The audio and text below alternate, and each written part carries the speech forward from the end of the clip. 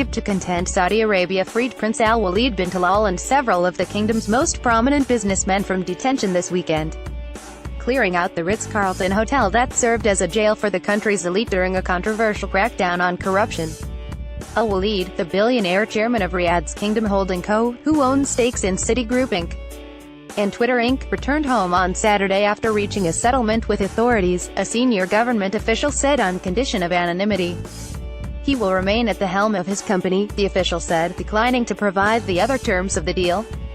Walid Al Ibrahim, head of a major media firm, and retail billionaire Fawaz Al Hokair were also freed after agreeing to deals, another government official said. The prince's release came just hours after Alwaleed told Reuters in an interview that he expected to go home soon and retain control of his company, calling his detention a misunderstanding, and expressing support for the kingdom's rulers.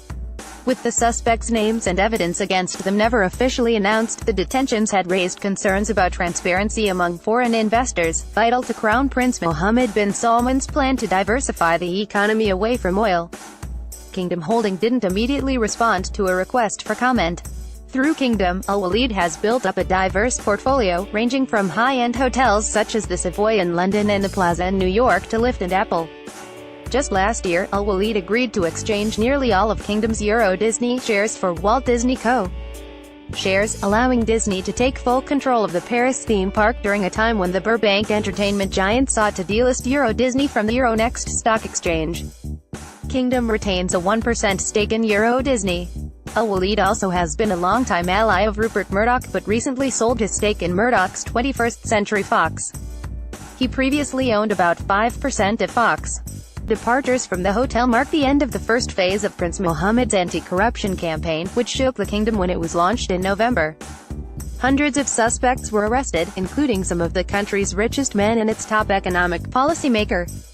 Officials say the government expects to reap more than $100 billion from settlements with detainees in exchange for their freedom. Others have been transferred to prison to face trial, The Wall Street Journal reported.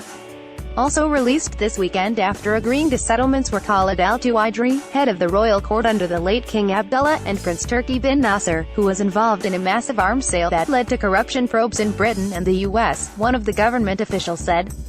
Several of those released from detention earlier appear to be returning to their lives as usual.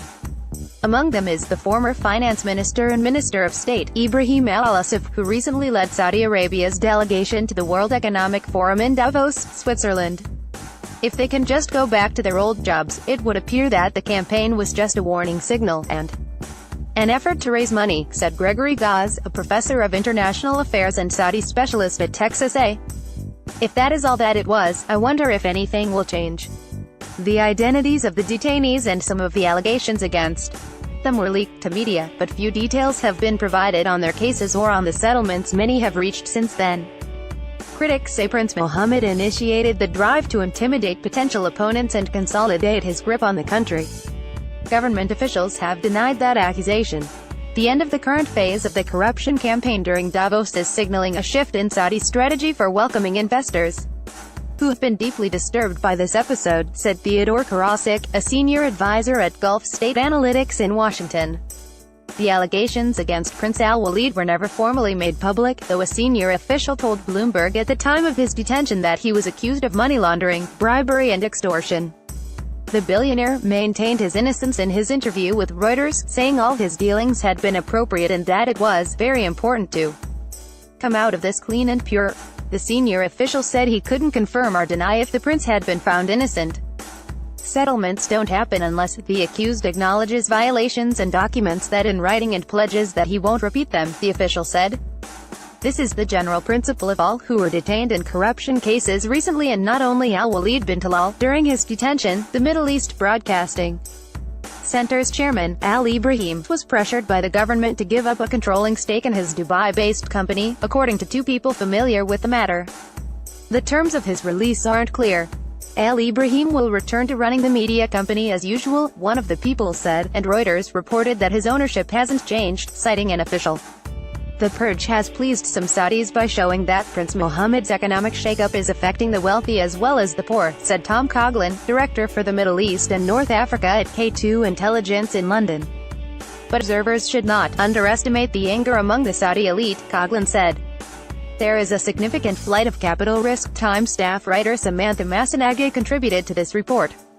11 a.m. This article was updated with additional details about Alwaleed's investments.